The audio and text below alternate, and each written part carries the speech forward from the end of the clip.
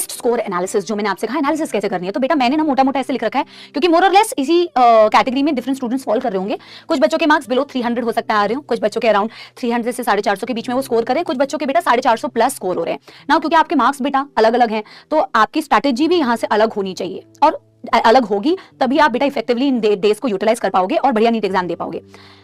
मैं आपके साथ में बहुत जेन्युइन बात करूंगी बेटा, सच बताऊंगी आप लोगों को, ठीक है ना।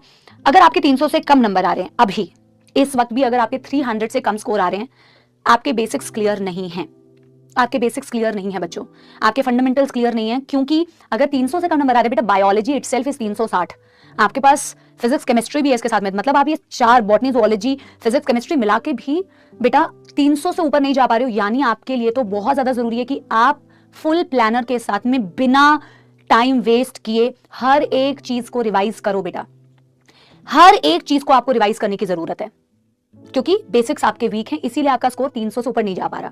आप देखना, आप रिवीजन करना स्टार्ट करोगे, और जो आपको टेस्ट देने हैं, मैं आपके लिए ये सजेस्ट करूंगी कि यहां से जो आप बेटा टेस्ट दोगे ना, आप फुल सिलेबस टेस्ट अभी मत दो, आप शुरुआत करोगे बेटा, आप पार्ट्स में जो टेस्ट होते हैं ना बेटा, मतलब जो कुछ चैप्टर्स के कॉम्बिनेशन के साथ में टेस्ट होते हैं, वो टेस्ट दो पहले। क्योंकि आप कंप्लीट टेस्ट देने का अभी फायदा इसलिए नहीं है आपके लिए, क्योंकि आपने अभी इतनी अच्छी पढ़ाई की नहीं है, आपके मार्क्स 300 से कम आ रहे हैं, आपके बेसिक्स बहुत वीक है। सो आप सिलेक्ट करो कुछ पार्ट टेस्ट जिसमें बेटा कुछ चैप्टर्स ही पूछे जा रहे हैं। पार्ट्स में टेस्ट देने से आपके लिए ये फायदा होगा कि आप उन्हीं टॉपिक्स को पहले बेटा बहुत अच्छी तरीके से पढ़ो और फिर उनका टेस्ट दो, फिर कुछ टॉपिक्स को अच्छे से पढ़ो, फिर आप उनका टेस्ट दो। जब आपको लगेगा कि बेटा अब आपने पार्ट्स में कुछ टेस्ट दे लिए हैं, then you can move on to the full test. But initially अभी के लिए आपको पार्ट में टेस्ट देना है। एक लाइन मैंने लिखी हुई है, do not follow what others are doing. आप बिल्कुल भी ये मत देखो कि दूसरे लोग क्या कर रहे हैं, वो आपके लिए अभी वर्क नहीं करेगा, ठीक है ना।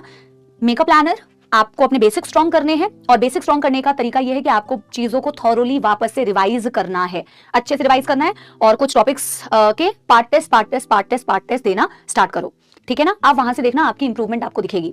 नेगेटिव मार्किंग को अवॉइड करना है। नेगेटिव मार्किंग बेटा, आपकी नेगेटिव मार्किंग बहुत हो रही होगी, आपकी नेगेटिव मार्किंग इसलिए बहुत ज्यादा हो रही होगी क्योंकि आपके टॉपिक्स प्रिपेयर ही नहीं है। और आप देखोगे यहां से जैसे आपने प्रिपेयर करना स्टार्ट किया ना बेटा, आपकी नेगेटिव मार्किंग में भी इंप्रूवमेंट होगी, ठीक है। कुछ कैटेगरी ऑफ स्टूडेंट्स ऐसे होंगे जिनके स्कोर बेटा 300 से तो ऊपर आ रहे हैं, 300 से 450 के बीच में आ रहे हैं। मैम अगर 300 से 450 के बीच में आ रहे हैं, ठीक है, आपके कंसेप्ट्स बेटर हैं, थोड़े से नहीं मच बेटर हैं आपके। अगर अराउंड 450 तक भी आप पहुंच पा रहे हो तो आपके कंसेप्ट्स क्लियर है। लेकिन अभी आपको यहां से अगर इंप्रूवमेंट चाहिए, मार्क्स आपको ज्यादा चाहिए, तो आपको सबसे पहले एनालिसिस में आपको देखना पड़ेगा पेपर में कि आपके बेटा कौन कौन सी जगह पे गलती हो रही है। क्या रिवीजन में कमी थी इसलिए चीजें याद नहीं आ रही है, या कुछ टॉपिक्स ऐसे ही हैं जिनको मैं बिल्कुल ही अटेम्प्ट ही नहीं कर पा रहा हूँ तो आता ही नहीं है, या कुछ बेटा मान लो कंसेप्चुअल एरर्स हैं, उनको पहले ढंग से देखो। आप देखो कि ये क्वेश्चन गलत है, यानी मेरे ये टॉपिक्स वीक है ना, ये टॉपिक्स वीक है। देखो मैंने कहा ना, ये बच्चा तो नेगेटिव मार्किंग कर ही रहा है, इसके तो बेटा फंडामेंटल्स वीक है। लेकिन आप अगर यहां से ना बेटा अपने नेगेटिव मार्किंग को इंप्रूव करो, आई एम टेलिंग यू बेटा, ये this is going to create a huge difference in your marks and performance. अब आप सोचो, आप अपनी पेपर को देखना, 10 से 20 क्वेश्चंस अगर आप नेगेटिव मार्किंग कर रहे हो, आपको पता है क्या जरूरत है अभी कि आप उस नेगेटिव मार्किंग को पॉजिटिव में कन्वर्ट करो। ये जो आपके वीक टॉपिक्स में नेगेटिव मार्किंग हो रही है, किसी भी तरीके का जो एरर हो रहा है, 10 से 20 क्वेश्चन का मतलब समझ रहे हो? 10 से 20 क्वेश्चन का मतलब है अराउंड, अगर मैं मानूं, आप मोटा मोटा 50 से 100 मार्क्स का डिफरेंस आप क्रिएट कर सकते हो। यहां से 50 से 100 मार्क्स का डिफरेंस यहां से क्रिएट कर सकते हो। इसी नेगेटिव को बेटा आप पॉजिटिव में कन्वर्ट करोगे, आपको एक बहुत बड़ा जंप दिखेगा अपनी परफॉर्मेंस में। इसी को अगर आपने बेटा पॉजिटिव में कन्वर्ट कर दिया ना, तो आपको एक बहुत बड़ा जंप आपके मार्क्स में दिखेगा। तो you have to focus on your weak topics, उनको बढ़िया से रिवाइज करो, एरर्स अपने देखो, नेगेटिव मार्किंग पे ध्यान देना है बेटा, नेगेटिव को पॉजिटिव में कन्वर्ट करना है। You will see a huge improvement in your performance. Now, if you are scoring above 450 या 450 above कितना भी अगर आप कर रहे हो, this is a very good sign कि अगर आप जो टेस्ट दे रहे हो उनमें अभी आपके बेटा 450 प्लस आ रहे हैं, तो this is a very good sign, आपने पूरे साल भर काफी अच्छी प्रिपरेशन कर ली है। अब ये लास्ट का जो टाइम है, इसमें आपको ज्यादा से ज्यादा पीवाईक्यूज सॉल्व करने हैं। नो मैटर आपने कितने पीवाईक्यूज बेटा कितनी बार पीवाईक्यूज किए हैं, पीवाईक्यूज हमेशा बहुत जरूरी होते हैं to understand the pattern of question and PYQs are important for all set of students. सारे बच्चों को पीवाईक्यूज, और मैं जब पढ़ा रही होती हूँ तो वैसे तो मैं क्लास में भी पीवाईक्यूज कराती हूँ, बट अगर आपने मान लो नहीं भी किया ना बेटा, पीवाईक्यूज आर मस्ट। अगर आपके 450 अबव आ रहे हैं बेटा, आपको बार बार सेम चीजों को जो आपने पढ़ा आपने सही पढ़ा है, आपको अपने क्लास नोट्स को मल्टीपल टाइम रिवाइज करना है। वेरी इंपॉर्टेंट बायोलॉजी के लिए स्पेसिफिकली मैं कहूंगी एनसीईआरटी बिटवीन द लाइंस, कि यार यहां से कैसे कैसे क्वेश्चंस फ्रेम हो सकते हैं, यहां से कौन से क्वेश्चंस आ सकते हैं, बिटवीन द लाइंस को समझना बहुत जरूरी है।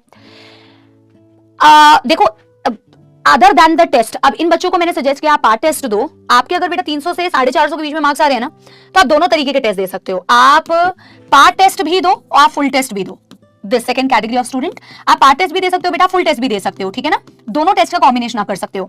और अगर बेटा आपके 450 से अबव आ रहे हैं तो मैंने यहाँ पे लिखा हुआ है आप फुल टेस्ट देना बेटा, आप फुल सिलेबस टेस्ट दे सकते हो, आप फुल सिलेबस टेस्ट ही दो।